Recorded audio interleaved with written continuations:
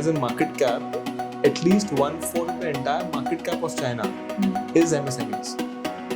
And they started in 2004. India is just 5% of the market cap. So let me talk about the current values because geopolitical tensions over. Though in spite of India not having direct relationship or correlation with the war, still our markets was affected because of that. And how do you see the current valuation, especially this microcap space? So,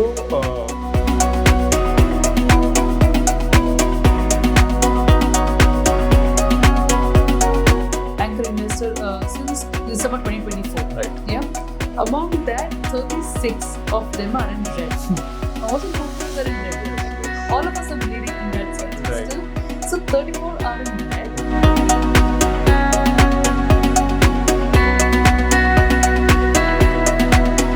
Do not do bullet investments. So don't try and capture the peak or capture the bottom. You can never do both.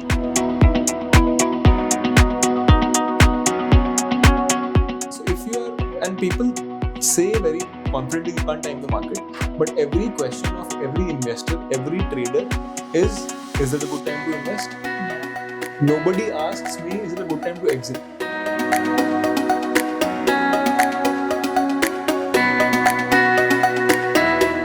I said that the 36 are in red, but the 28 are in green, and some of them have given 100% returns.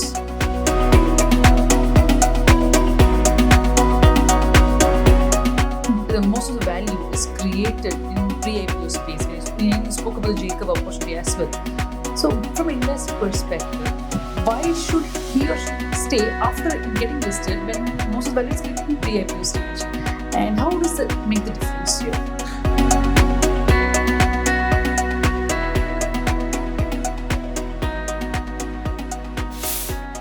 Hi everyone, I'm Cr MSME. Welcoming you to yet another fund manager interview series with PMS Bazaar. Over past few months, markets have been quite volatile with frequent ups and downs, creating uncertainty for many investors. In such environment, identifying emerging growth opportunities becomes even more important. One segment that continues to gain attention is the small and medium enterprise ecosystem, which plays a crucial role in India's economic growth.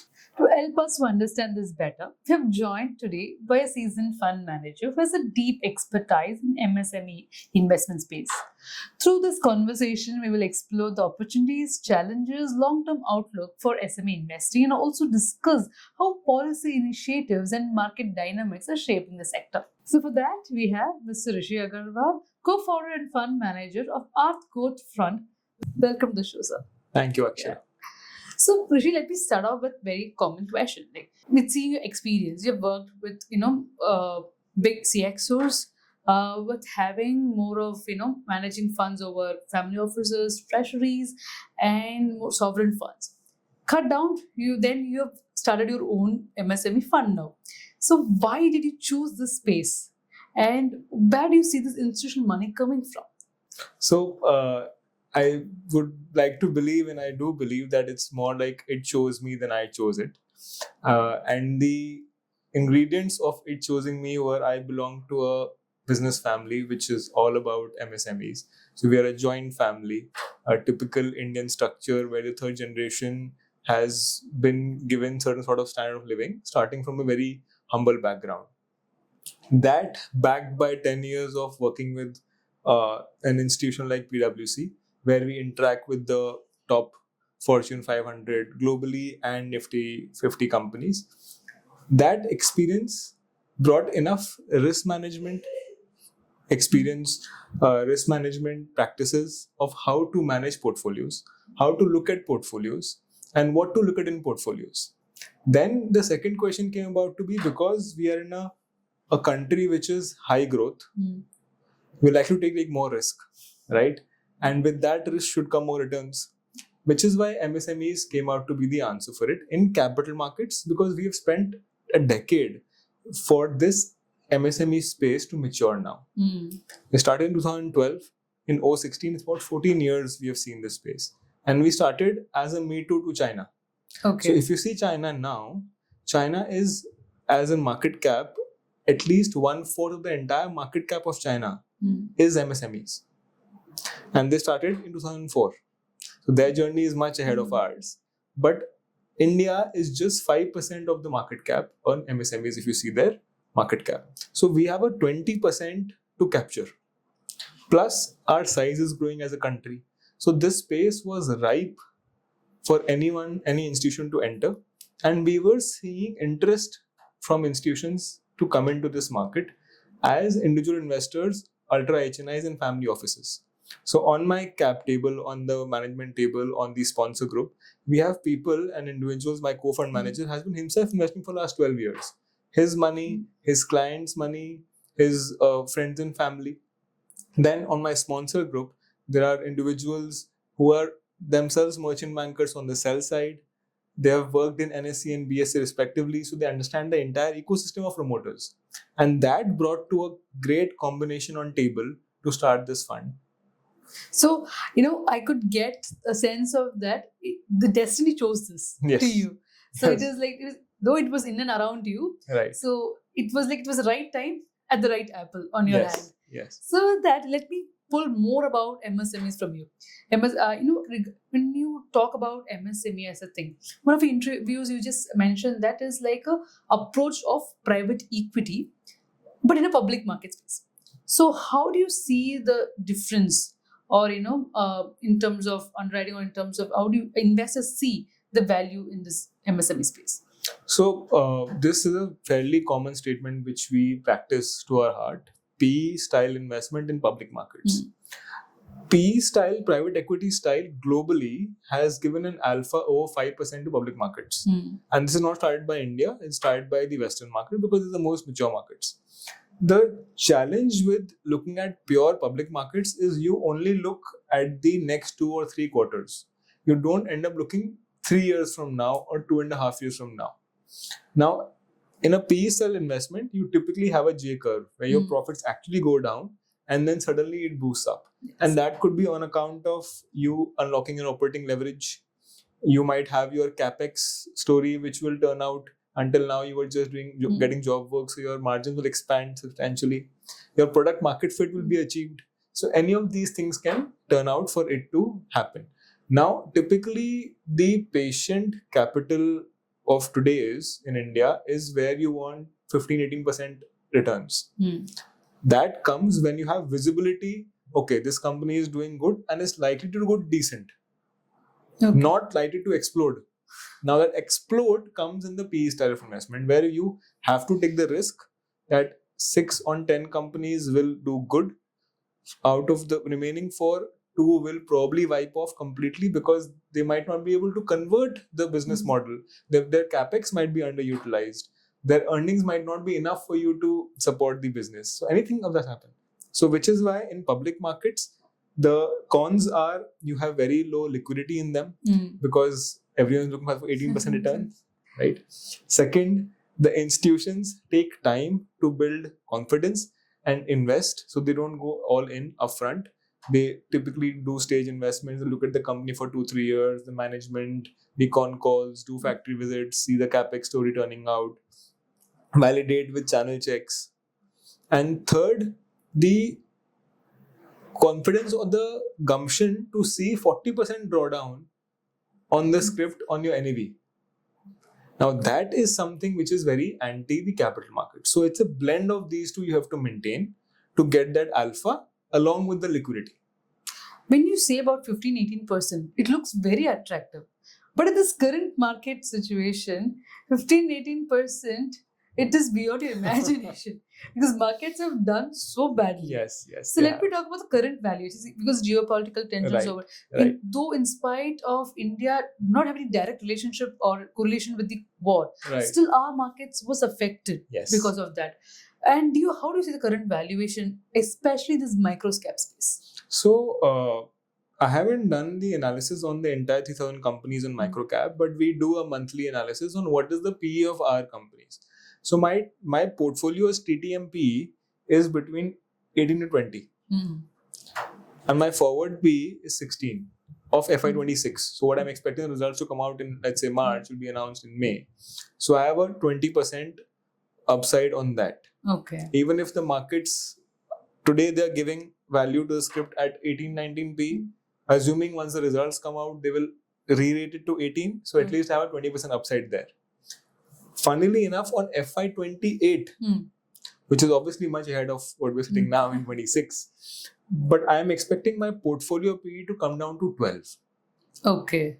With the 3 stories of either the capex or the operating leverage with the working capital or the product market fit to hit. In each of these stories we've invested in. So that is what we look at. Now, definitely in last 2.5 years, since September 2024, we have seen this entire de-rating happening across the board. Be it large cap, mid cap, small cap. Small cap has gone down 27% in trade war happened. Now it's roughly recovered 7%, but still 20% down from the top. We are down 20% top from the entire portfolio and macro cap. So even more volatile, supposedly more risky to our benchmark. True. And that's the thing. So what we have done is, in our portfolio, we have tried to ensure that capital preservation works. So whenever the market goes down by 1 rupee, we go down by 0.5 rupees. That's a downside capture ratio. Okay. And that we ensure. So we don't, with the volatility, we ensure every idea we invest into is not at a valuation where the downside is more than upside. Okay. So it's basically the portfolio is constructed in such a way that downside is protected first. Yes. So somewhere, the investor would feel, acha, mera capital to bach gaya. So that is what.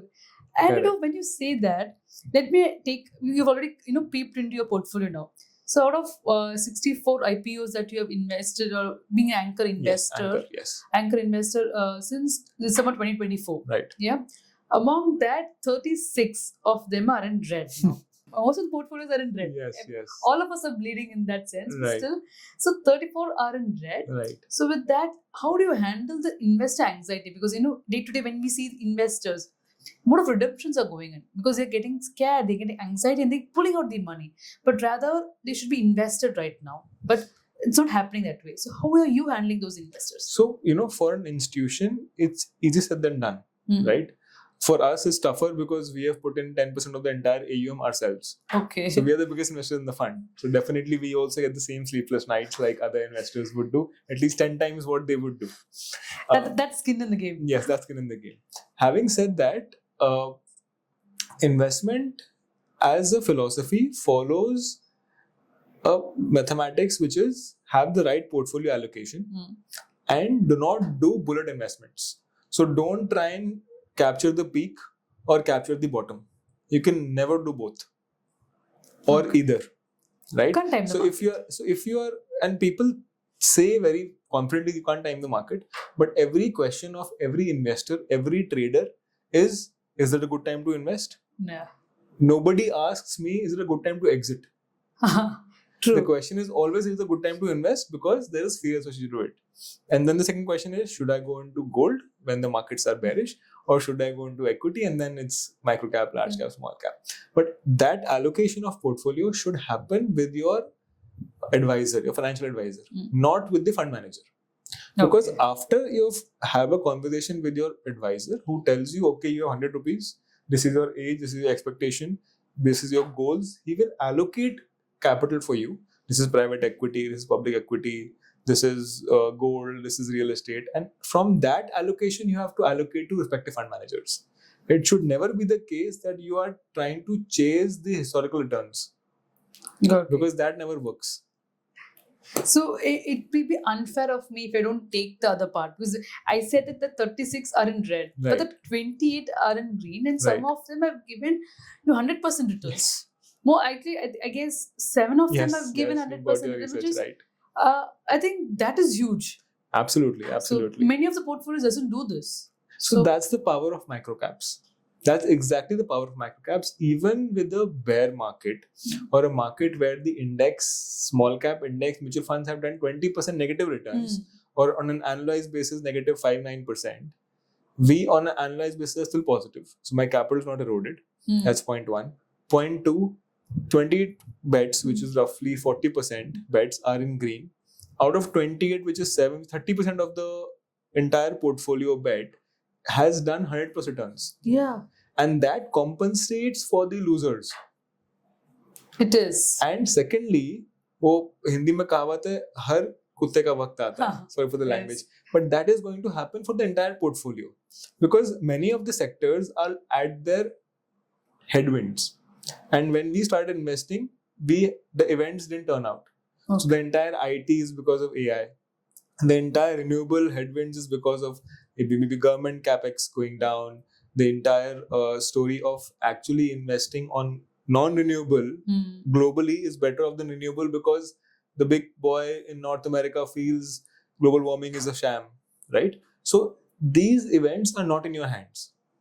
And therefore, you would diversify your portfolio sector-wise, and fundamentally, each of them will have their time when these 100% returns will come for the others as well. And you've only spoken about the anchor investments we make. We have made 50% of all our investments have been identified in anchor, not even invested. Okay. So out of 64, there are many of them which I might have exited completely, be it red or green. Okay. But mostly 80% of them, I would have doubled down on screen at higher or lower price than IPO, depending on what conviction I had on the valuation for the next 2-3 years. Okay. So on a 500 crore portfolio, roughly 30% is invested at anchor. Everything else is on screen, QIB. Okay, for us. I think that answered the exact of downside protection part. Yes. So when you say that, most of the value is created in pre-IPO space, when you spoke about the Jacob opportunity as well. So from investor perspective, why should he or she stay after it getting listed when most of the value is created in pre-IPO stage? And how does that make the difference here? So in behavioral finance, if you, and it was there in my CFA journey, we have a recency bias. And that recency bias comes from the newspapers, is what we read, this startup raised this much money. But that news is only 2% of the reality on ground, right? When I talk about J-curve, the J-curve works for every business, but it fails for 90% of the businesses. Okay. Because there's so many ifs and buts in those assumptions, right? Now coming on to pre-IPO, I have a lot of my investors are ultra H&M and family offices who have themselves put money for last 2-3 years in many pre-IPOs and invested into many SMEs. Right? Okay. MSME Fund, Microcap as a whole. What happened for them is, after a point in time, they realized that they don't have a team which is fit enough to do this as an institutional skill. Because they saw that many of the times the investment was being done through someone else's confidence. So if I'm a promoter and I'm sitting over a dinner and you tell me about a company, I meet the promoter, I like the company, I say, okay, give him a couple of crores. Right? That's the style what we have heard on Shark Tank. We see 5-minute or 10-minute post, but actually it's a 3-hour session which they do, and they actually give money months after it. A lot of my school friends and college friends have raised funds and they tell me it comes 6 months after. Okay. We get our term sheet, we don't even get full money. Okay. We get some money and then they see the next MIS, then they give them some more money. And many a times they actually stop giving money if they don't see traction coming in. So the down happens. So to all the people who are looking at pre-IPO, because you will now the primary market which is on screen is so bad, you will have a lot of people trying to sell you pre-IPOs. So this company will become 3x. Yes. But you have to ask first question whether this capital raise is a primary raise or a secondary raise. Meaning whether the money I'm going to give will go to the company, and if to the company, then for what use? Will you do capex? Will you improve your product? Will you support your supply chain, which is working capital? What will you do with that money? If it's secondary, then who is selling and why are they selling? Got it. Right? Many people don't ask this question at all. Then the second thing should be at least understand the business. Look at the unit economics. Whatever you see on Shark Tank, even if you do that for every pre-IPO, it will be more than enough. And if you're putting in a decent amount over 1 CR, and if the round of the entire raise is 10 CR, which 10% is you, then you must do a factory or office visit and meet the promoters. So when you say that, what exactly is like your promoter network that you have? It is around the known phases for you. Of course, you and Adesh network is it's in and around the promoter, and analyzing promoter here is like double-sided sword. So probably you might get swayed away because you know them already, Right. or probably it might be convincing at that particular time. But after that, if the product change or of the business model, the chances it might change as well. Right. So how do you see that? So, which is why we have a 15 people analyst team, right? They have been clearly given instructions that they are not supposed to have any bias. Okay. So the bias curtails out because the team is independent enough to bring out to you on a quarterly basis for companies which are over 500 crore market cap, and on a 6 monthly basis below 500 crore market cap, that this is my thesis, this is my antithesis. These are the red flags, these are the green flags. This is what was committed to us 6 months ago, this is what has happened in 6 months. And that report brings a card, which is a black and white card for us. And with that, we go on to a promoter call. Okay, so. And secondly, 5 of us have networks across merchant bankers, advisors, and promoters. So this is a double-edged sword, you're right, because many a times between the 5 of us, we decide, yeah, he's a good friend of mine. I may not be able to ask him these tough questions. Why don't you take up this company? Okay. Right? That way, we clearly stay away from the companies where we might have bias to ask the tough questions. Point one. Point two, because the network is so huge, there's always a cross-pollination opportunity. So we have also seen that a few companies who have been struggling to do business or who have just told us that, we are in these fields, we have tried to get a client of this, we've done a POC of this, we quickly have a recall that, these other 5 companies are looking for such a vendor. We make a small WhatsApp group, put them on Connect, exit ourselves in 3 days, and they get business. So as investors, we've also been able to facilitate that ecosystem in the entire ambit of promoters and merchant banker space. And when you talk about this space, MSMEs, they have a great access to global markets and through these FTAs and policy support as well. So how do you see this re-rating happening in this microcap space? So there is no two ways about it, that for manufacturing to play a scalable role, a diversified role, a specialized role, MSMEs is the key. 70% of all the money raised in China in MSMEs has been for manufacturing. It is not because the big players put money, it is the smaller players which allowed the entire supply chain to be so seamless that the big players can service the global clients. Okay. Right? This FTA allows that. This FTA allows the Indian MSMEs, the MNCs, global MNCs, to partner with the manufacturing capability of India to give them, 1, quality product, 2, supply chain diversification from, let's say, China or some other region which might be at risk due to any account, due to economical disruption, due to political disruption, due to geopolitical disruption like wars, right? Third, it also gives you a push as Indians to experiment, to allocate your capital, to seek capital from institutions like banks, and if not, then equity come to the capital markets, be it pre-IPO or IPO. So this will really help us, but it will help more the MNCs because they will have 100 hands, 100 CEOs to approach to for their supply chain, which they didn't have till now. There is no two way. Apple is making 1/4 of the entire world's production in India because they have to service India. So we are the consumption. And they've also realized the product to अच्छे ही बना रहे हैं. It's not like we are not making the right quality. So that has worked for them, and it will work for many, many other MNCs who are into industrial use case, who are into service use case, who are into tech. All of them will look at India with this. Probably a follow-up question. I think even the government has recognized this part, and they've also infused around 10,000 crores into this space. And how is that resonating to the growth in India? Do you see that growth is into this big curve, or it is like being a little flattery now? So government has been doing a wonderful job. and they are doing it for their own good. They're not doing it for the Indian entrepreneurs. Okay. Lalchi hai, right? The reason why I'm saying this is because You're bold enough to say that actually. Yeah, because government supply chain themselves are at risk.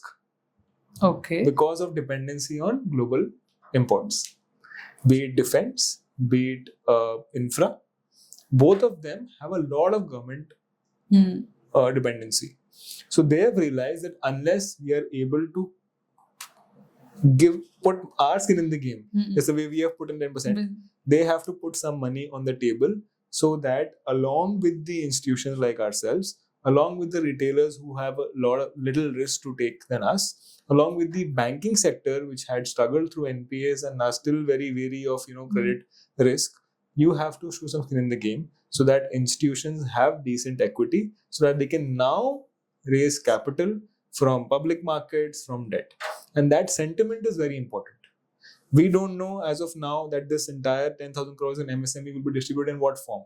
Will they club it in women entrepreneurship? Will it come it in startups? We don't know where it will go. But eventually, the sentiment of moving from, okay, we will give you credit, which was what 5-7 years ago was, right? We'll give you a free credit line without collateral.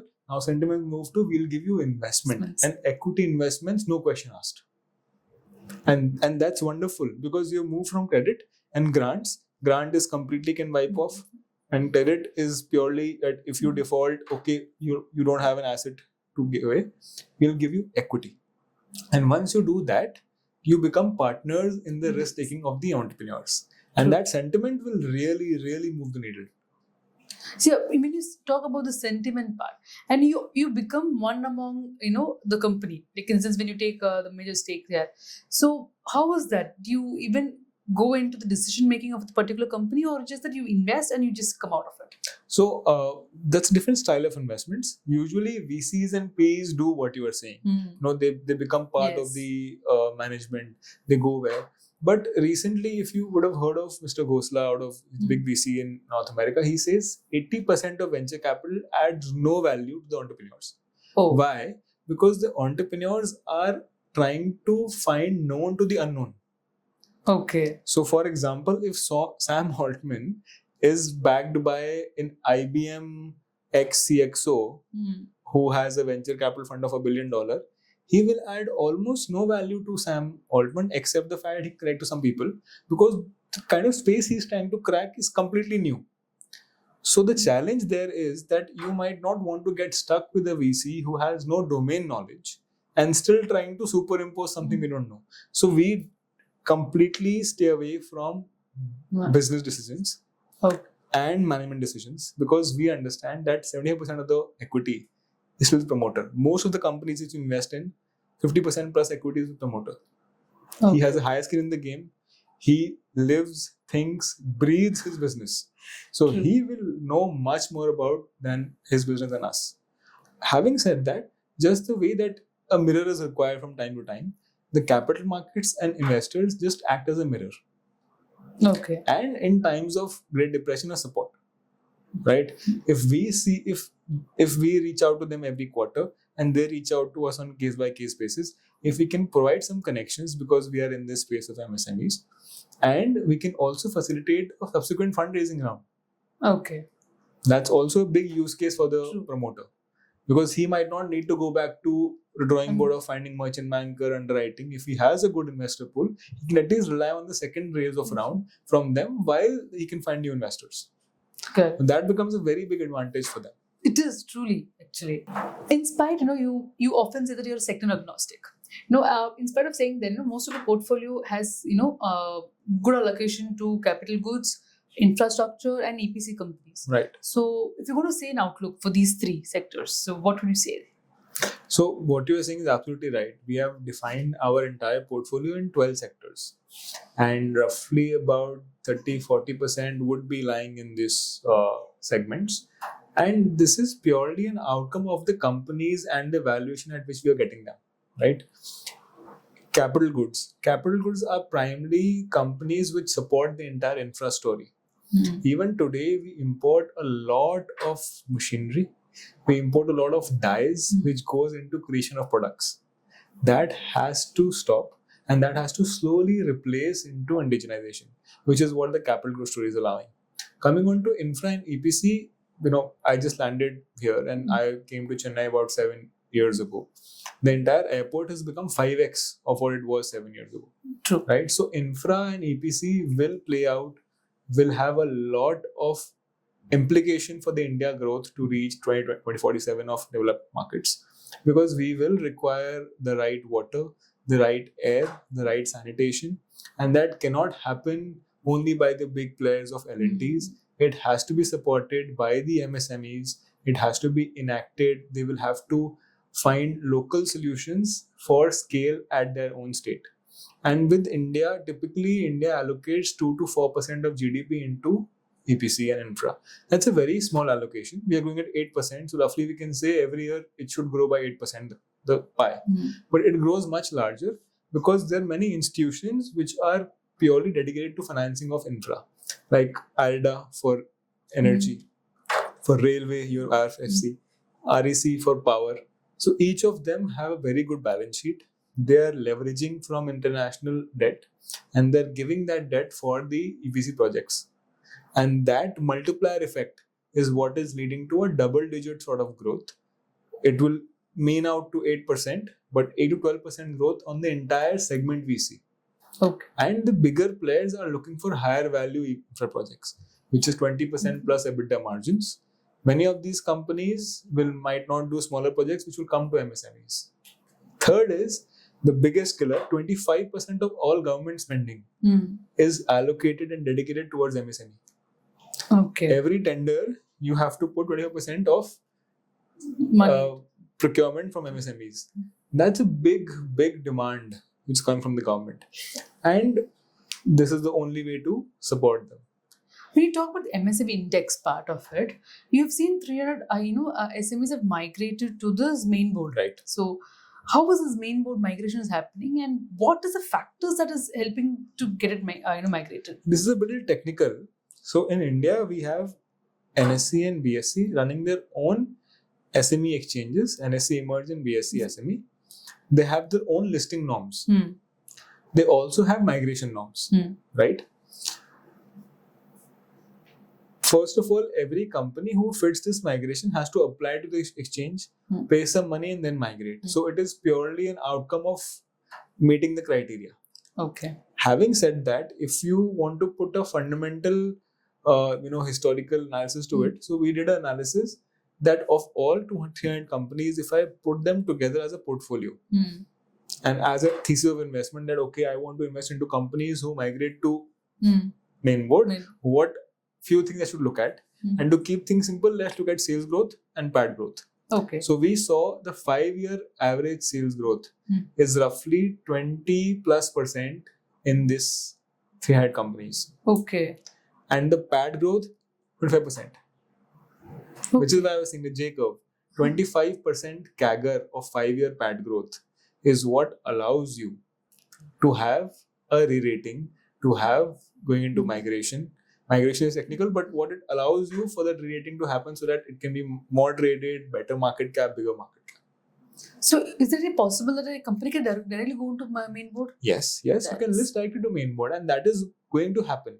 Unfortunately, in the last 5-7 years, unfortunately, we have seen a big push for SMEs. 300 IPOs coming. Yes. That has scared the entire exchange and the regulator because they are scared of the outliers. Okay. Out of 300 is 3 companies go completely bust and wrong. The entire sentiment will go wrong. Right? To curb that, they've made the migration very difficult. Okay. So now, in fact, you will see a lot of companies of 6,600 crore market cap, 2,000 crore market cap will come for main board and not for SME. Okay. In fact, many of them have.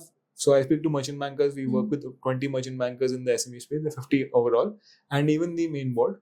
They're all saying that now we are actually guiding companies to do a small pre-IPO round of 30-40 crores and then come to main board 2 years from then. Okay. Because that will be easier, more capital efficient, and gives the entire perspective. Because SMEs do have a lower PE Yes. Not because they're worse companies, because the investors don't look at SMEs. True. The money infusion is comparatively less there. Yes, because they have the 6 months or 1 year outlook. They want that liquidity to liquidate fast. Okay. Right, because they have to support redemptions. Yeah. So they actually want to put riskier capital into more liquid areas. Even if it goes on 40%, they want to sell and get off it, rather than a little patient, which can give a lower drawdown over time.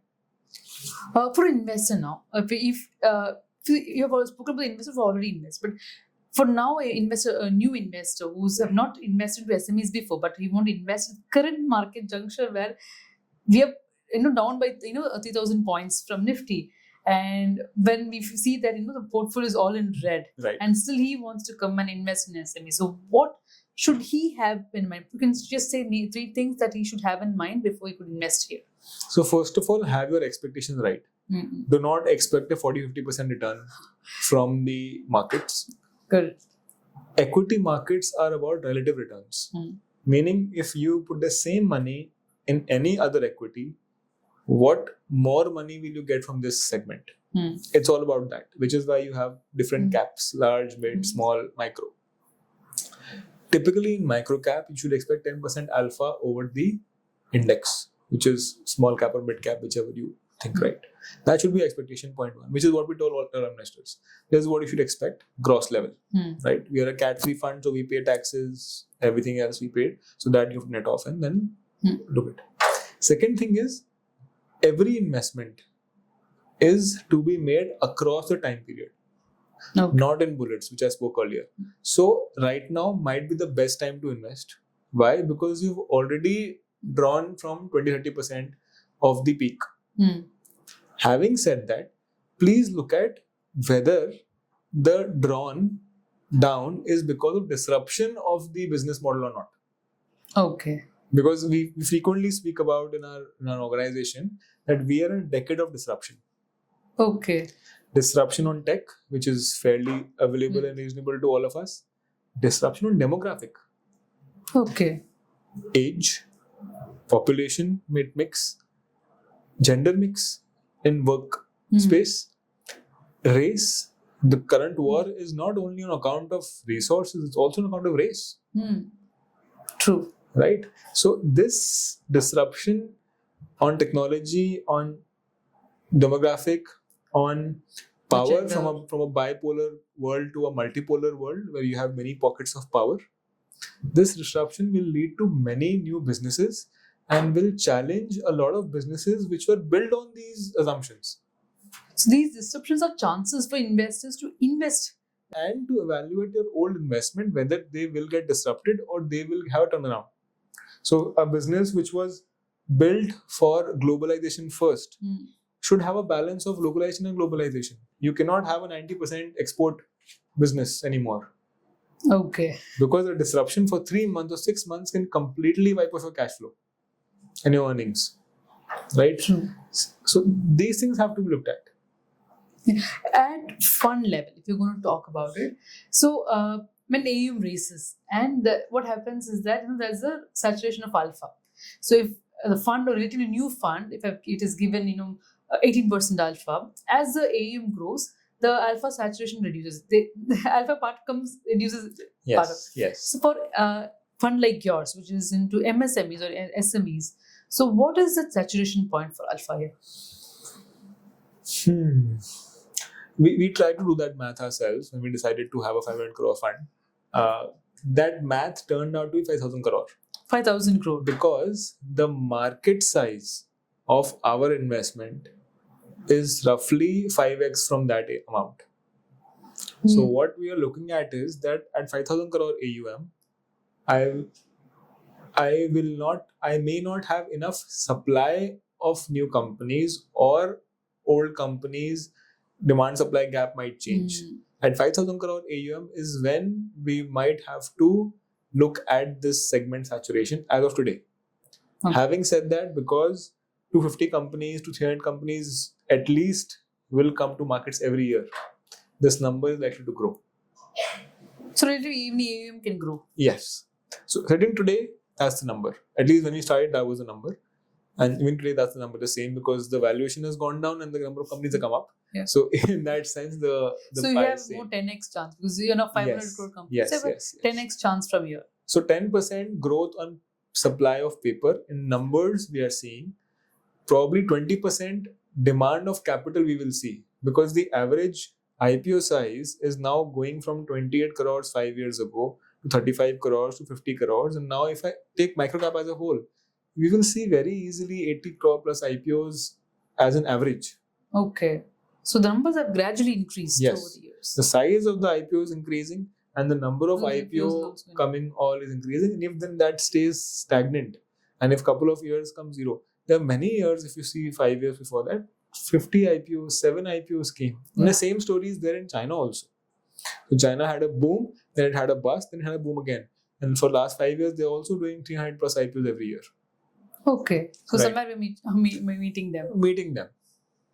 Got it. And apparently they are actually at a mature state of the economy. We are not. So we are actually not able to capture the pie yet. Okay. There is more to be done. So 10 years after, probably we might go a mature market. So in terms of regulation, in terms of ecosystem, we are definitely a decent mature market. Now it is how the ecosystem needs to evolve, cut the scary part, like I mentioned, 3 companies going bad, affecting this. So you have to see how you can put risk mitigation matrix, and you also have to accept that capital markets will have risk you can't mitigate. You can't mitigate every risk. True. The government is putting the crore equity. You are not going to ask 5 years from now, kitna paisa kitna hua? What's the CAGR? That sort of confidence you will also have to leave for your capital. Okay. You will have to allow a disproportionate capital allocation to riskier assets. Point 1. Point 2, you have to allow volatility on it. Because I would not say everything which is volatile will make more returns. But if the right format is there, if it is an institution, it is likely the probability is more. So that has to happen. And most of the money comes in FOMO. So when we put in the application for the fund and we got the approval in September 24, we were at the peak. True. Right? 2024, Since SME then, peak. yeah, entire market was in peak. Since then, we've had a complete drawdown since then. And even today, we are able to appreciate capital. We are not at a net loss for anybody, for any investor who at least came in the first 6 months of our investment. And that's all. In the last 6 months, definitely things have been, many black swan events have happened, right? So the trade war has happened, the Tariffs, Sindoor has happened, the tariffs have happened, the actual war has happened. And if you see, in the last 15 years, we've always had wars. We've never had a single year without a war. Yeah. You see that. Globally, if you see that. Yeah, global part. And every 3, 4, 5 years, we see a disruption because of the war. So I think investors should not get panicked because of this war, because it is happening on a year basis. In fact, even if they get panicked, we heavily put money. Got it. Right? If in Diwali you put money in gold, you're at loss today. Right? So the safest haven available to you, which you can keep it in your pocket, is that. 3 months ago, no one was buying US GSEC bonds because everyone thought US will go into a spiral of debt, which they can't refinance to themselves. Now, because of war, they're slowly putting there because gold is not accessible to anyone anymore.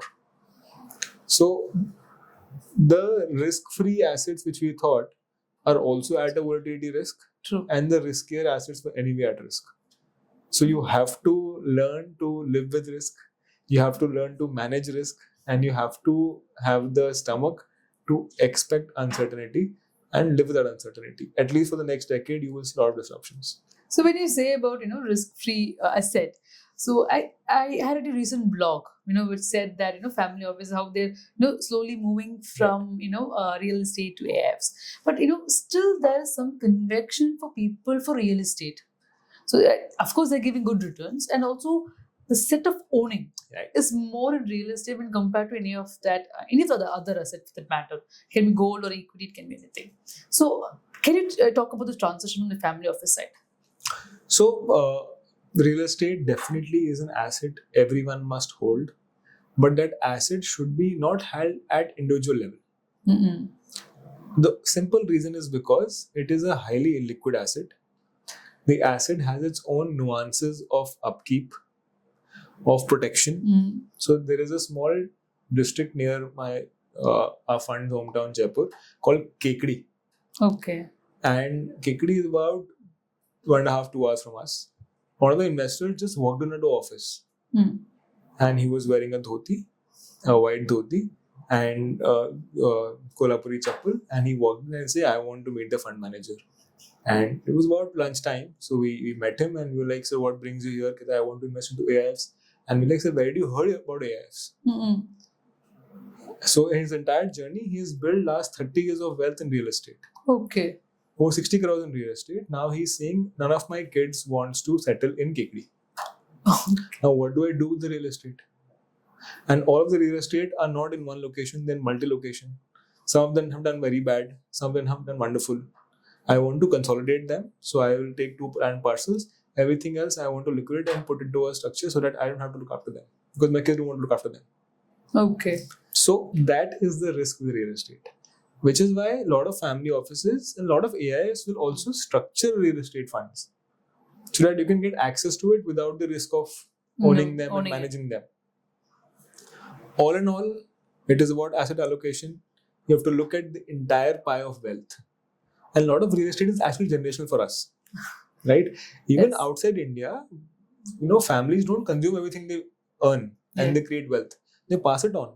So if I have to look personally, I look at what is the prospective asset mix I will have 30 years from now. 30 years from now, nobody is going to live forever. So my parents or my grandparents, no more, but they passed on some asset to my parents. My parents passed on to me. Will that mix completely wind off? Do I have a house of myself? The answer is yes. Great. So at least that is out of the box. Okay. So to look at liquidity, definitely, and whether the asset becomes a mental liability for you or not. A lot of time, real estate becomes a mental liability for you. And after a point, even gold and silver will. How much gold and silver you keep at your home? True. You keep it, you have a risk of raid if you have not bought in, right? You keep it, you have a risk of robbery because no house is without house help. Yeah.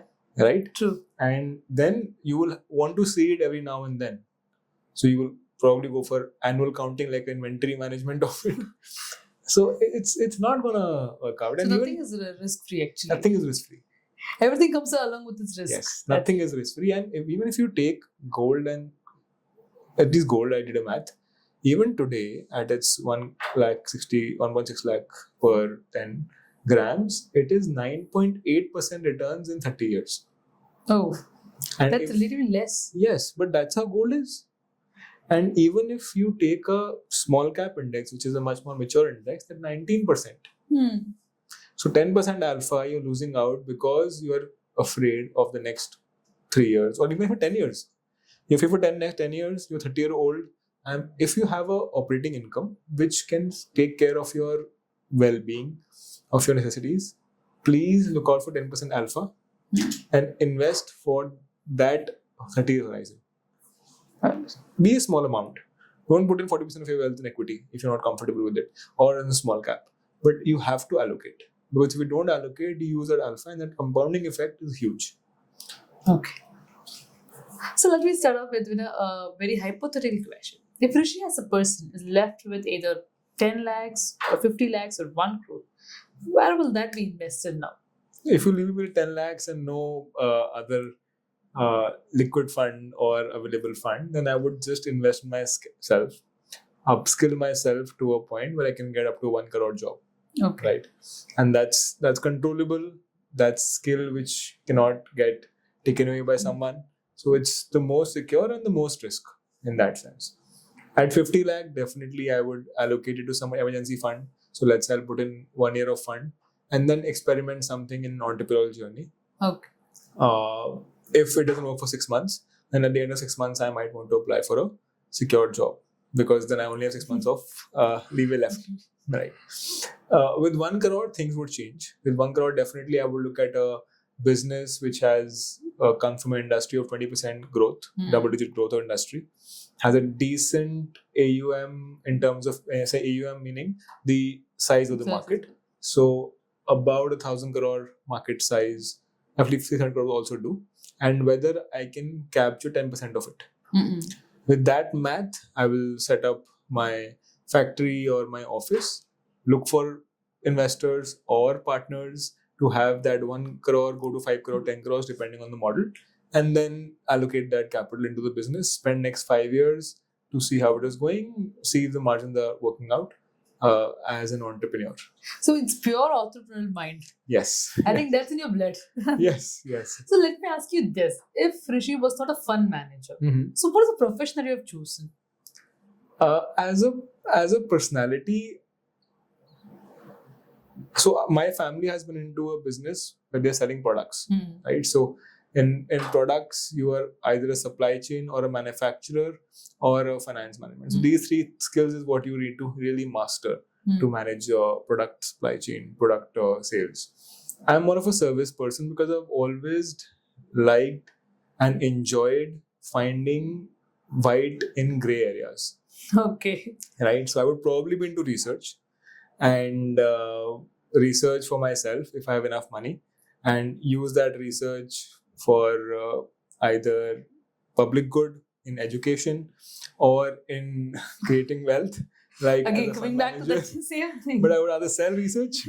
So yes, research is something what I would be in. So generally, when you come from a business background, you expect in your family expectation is that he's a son, he will take up the business. Right. But you've ditched that expectation from your parents. So why did that? So we are a third generation business, right? By the time I was old enough to take on a call whether I want to do a job or the business, I was also capable enough because of my CA and CFA degree to understand what opportunity I'm going to enter into.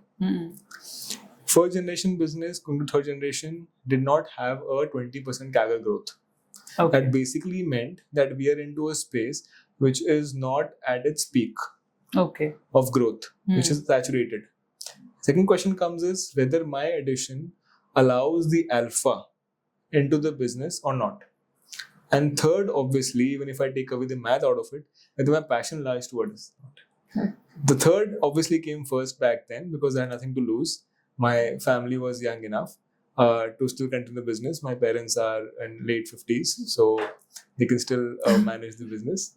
And if we see my family, we're a joint family, so we stay together. Okay. Our table conversations are very different now. Okay. What it used to be 10 years ago, because 10 years ago, all the second generation is the same business. But third gen, completely different. One of my brothers is into mining, another was into tech, another one into supply chain, automotive, I am into financial services. Right? So we have very different conversations. So the dining table will have math, more of financials. Yeah, so we definitely have that Banya mindset. But the conversation is very drastically wide. And now my sister is married into a different business family where the business is into, let's say, digital marketing. Someone is into infra. So the diversification of industry within our family is quite fairly large. And that actually helps each of us. That's get to know about each of one's industry. Yes. And I think even here your research mind works. I think everything comes from the family and from the blood. Yes. So, primary research works, and experiential learning can never be substituted with theoretical learning. Though I'm a big believer that one should read a lot, one should do courses every year. So now that 1.5 years the fund has ended, I might also do some course next year. So every 3 years I also wanted to get upskilled in a structured learning where someone else is teaching me from zero, so that I am not biased by my daily work.